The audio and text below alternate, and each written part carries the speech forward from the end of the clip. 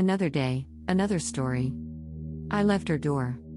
As I crossed the landing, a bright gleam came from another room, whose door was left ajar. The light, fell like a bar of golden sheen across my path.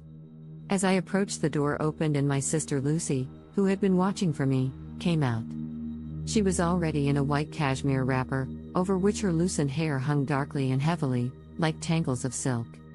"Rosa, love," she whispered, "Minnie and I can't bear the idea of your sleeping out there, all alone, in that solitary room, the very room two nurse Sherrod used to talk about. So, as you know, Minnie has given up her room, and come to sleep in mine. Still, we should so wish you to stop with us tonight at any rate, and I could make up a bed on the sofa for myself or you." And I stopped Lucy's mouth with a kiss. I declined her offer. I would not listen to it. In fact, my pride was up in arms, and I felt I would rather pass the night in the churchyard itself than accept a proposal dictated, I felt sure, by the notion that my nerves were shaken by the ghostly lore we had been raking up, that I was a weak, superstitious creature, unable to pass a night in a strange chamber. So I would not listen to Lucy, but kissed her, bade her good night, and went on my way laughing, to show my light heart. Yet, as I looked back in the dark corridor, and saw the friendly door still ajar, the yellow bar of light still crossing from wall to wall, the sweet, kind face still peering after me from amidst its clustering curls, I felt a thrill of sympathy, a wish to return, a yearning after human love and companionship. False shame was strongest, and conquered. I waved a gay adieu. I turned the corner, and peeping over my shoulder, I saw the door close, the bar of yellow lee. GHT was there no longer in the darkness of the passage. I thought at that instant that I heard a heavy sigh. I looked sharply round. No one was there. No door was open, yet I fancied, and fancied with a wonderful vividness, that I did hear an actual sigh breathed not far off, and plainly distinguishable from the groan of the sycamore branches, as the wind tossed them to and fro in the outer blackness. If ever a mortal's good angel had cause to sigh for sorrow, not sin, mine had cause to mourn that night. But imagination plays us strange tricks, and my nervous system was not overcomposed or very fitted for judicial analysis. I had to go through the picture gallery. I had never entered this apartment by candlelight before, and I was struck by the gloomy array of the tall portraits, gazing moodily from the canvas on the lozenge-paned or painted windows, which rattled to the blast as it swept howling by. Many of the faces looked stern, and very different from their daylight expression.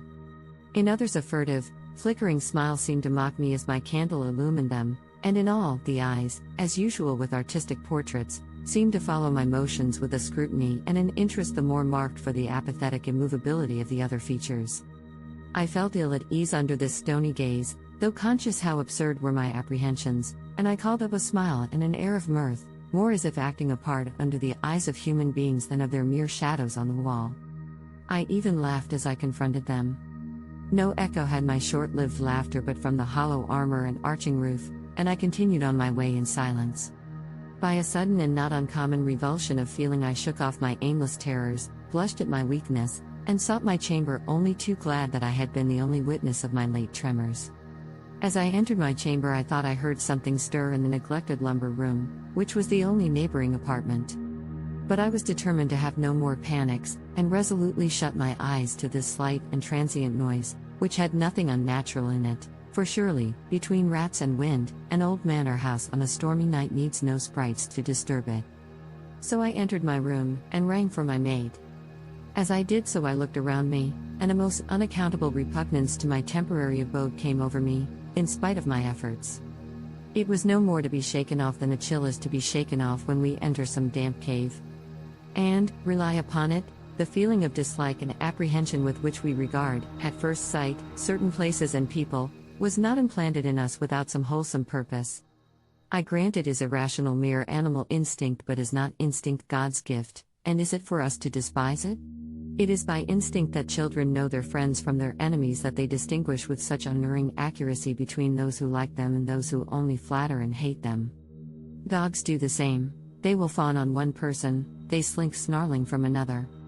Show me a man whom children and dogs shrink from, and I will show you a false, bad man lies on his lips and murder at his heart.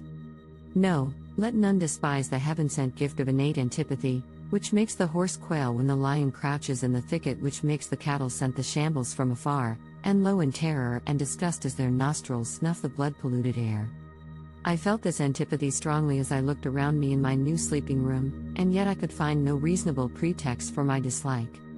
A very good room it was, after all, now that the green damask curtains were drawn, the fire burning bright and clear, candles burning on the mantelpiece, and the various familiar articles of toilet arranged as usual.